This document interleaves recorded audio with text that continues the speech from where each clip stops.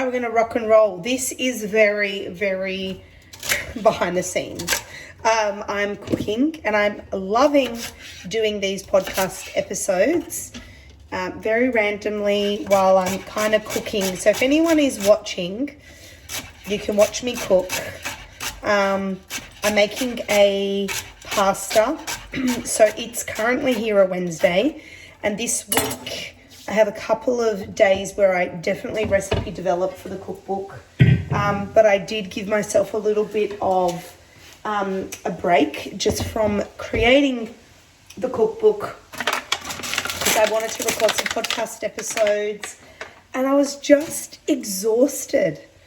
So I thought I would do a podcast episode while I'm intuitively cooking, which is very rare these days in terms of cooking for the joy of cooking and not so much cooking and filming and having to photograph. So I thought I would do a little bit of a vlog and a behind the scenes on just a little bit on what my schedule looks like and how I, do what we do, and I don't know, just a little bit of a behind the scenes. And if I start crying, it's not because I'm getting emotional, it's because I'm chopping onions.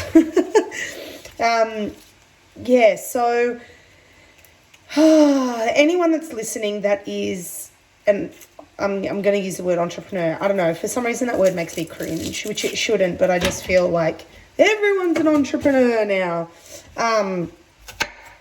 But anyone that's a content creator, another word that makes me cringe. I don't know. Let's not have any labels, shall we? But anyone that kind of works for themselves and is, whether it's service-based business or foodie or whatever it may be, right? There's this ridiculous amount of pressure that I feel sometimes when I have onions flying on my cooktop and I love to keep things clean. There's this pressure that I suppose, I love social media for the social aspect of it. I've met so many nice, amazing people on there. Obviously, there's some assholes that you meet along the way, some negative people, whatever. I don't give a shit about them, block and delete and move on. But I just feel like there's this pressure for us, who have businesses to definitely just produce more and give more and do everything at this godly speed of a pace that is really difficult sometimes. I just find it very challenging to step back at times, and it's not because I don't love what I do. I love it, I adore it, but with everything that we do, I do, there comes a checklist. And I think that sometimes people don't realise what is involved in that checklist. This is a random hair on my cupboard door. Welcome to my ADHD brain. The checklist is just, it's not just the recipe. Sometimes I'll nail a recipe one time if I've made it quite a bit. Other times, and usually, and especially if it's for the book, I test it. I test it 2-3 times out, and I've been putting some recipes out in my Facebook group. So if anyone's not part of it, it's called The Women Food. It's a Facebook group. It's for free. You can just join at any time.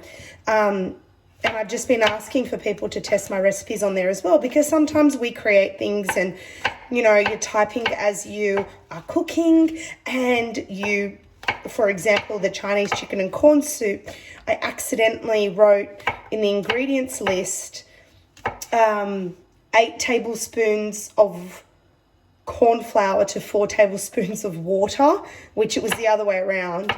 And my girlfriend was testing it out, and she's like, Marilyn, this doesn't sound... I'm like, oh my God, thank goodness. That's wrong. Don't follow that. Because things get confusing. So sometimes we're human, we make errors. So I thought to myself, okay, I found myself in a little bit of a pickle a few months ago because I really love and I enjoy writing the cookbooks. But I felt this immense pressure also to produce you know, free recipes for social media and the blog and all that kind of stuff, which I'm happy to do as well.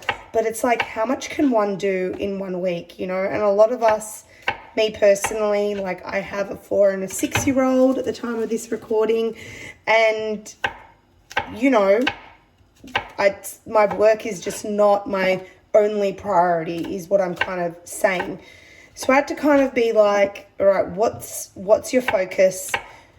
What can you do and when? And just be really, really strict around how many recipes. I've been kind of doing 2 recipes for the cookbook per week, because with the recipes that I produce for the cookbook, there's photography. Sometimes I'll film a behind the scenes reel to share on social media. And I'm kind of taking everyone on that journey of creating the book. Everyone's probably freaking sick of hearing about this book. But, you know, it starts off with an idea.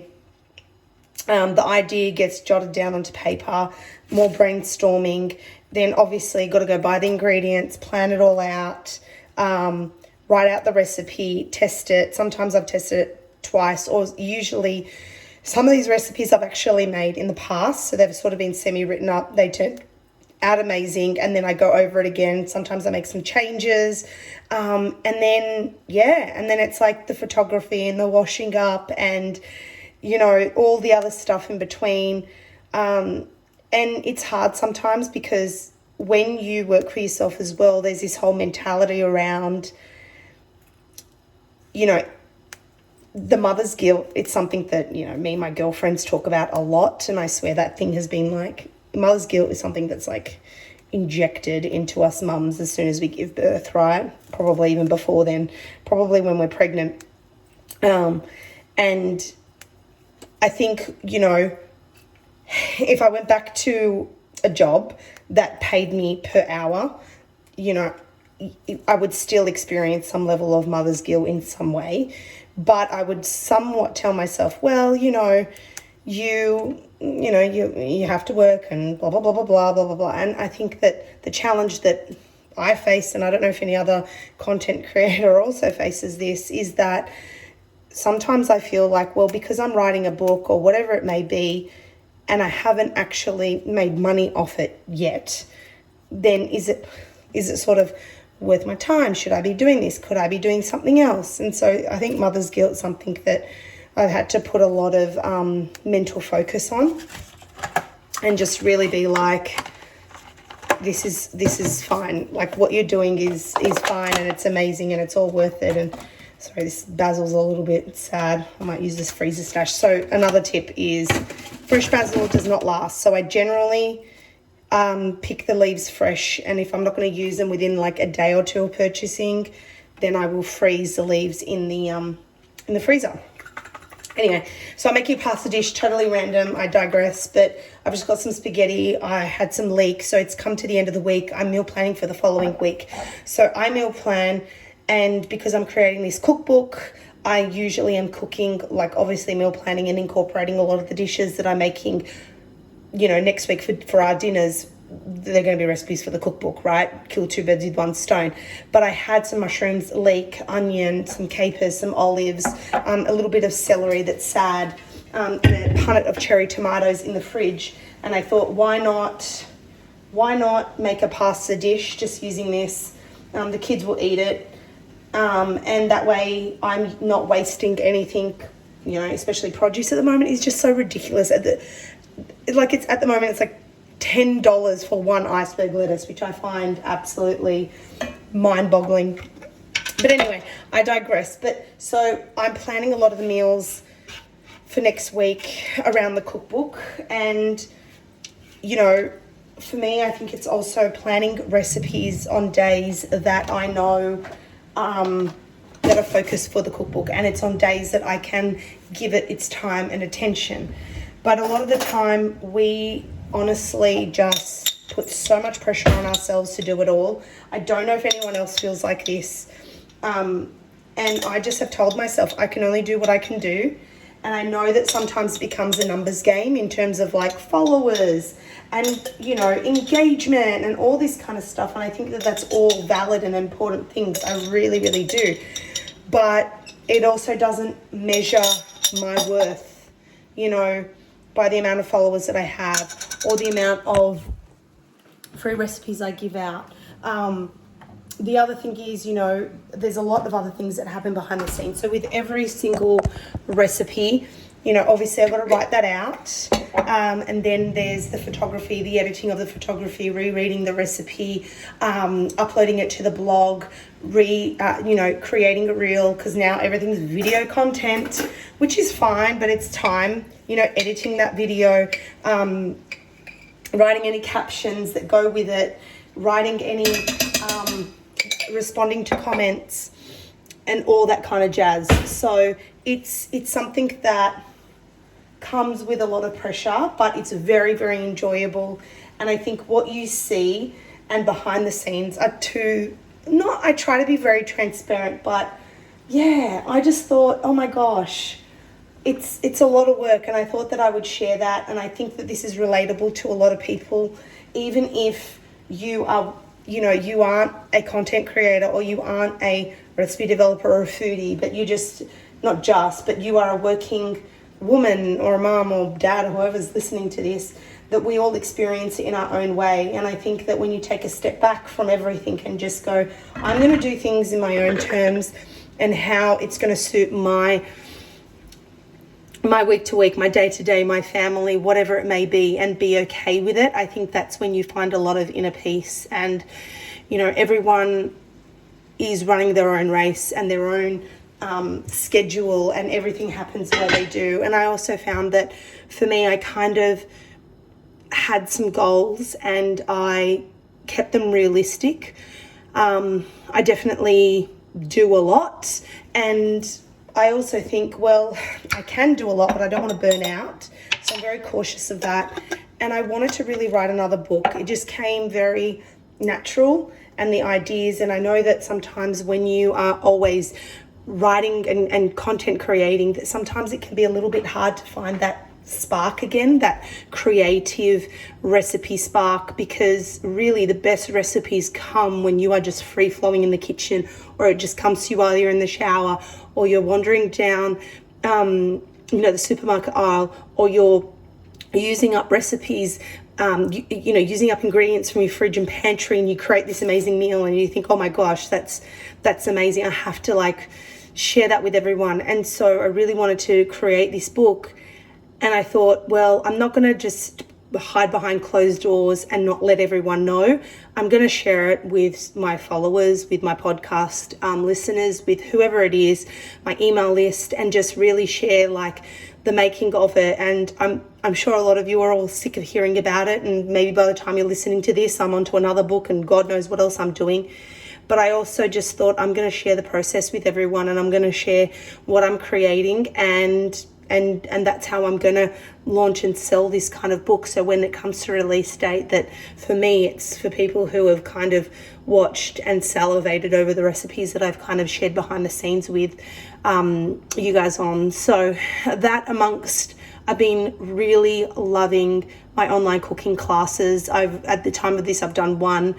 I have a in-person physical workshop coming up very soon, so I'm going to do that next month. And then hopefully in August, when will they probably be early August, because we have school holidays and stuff and I don't want to burn out, but I will be doing another online cooking class, whether it be like a dumpling one or a meatball one.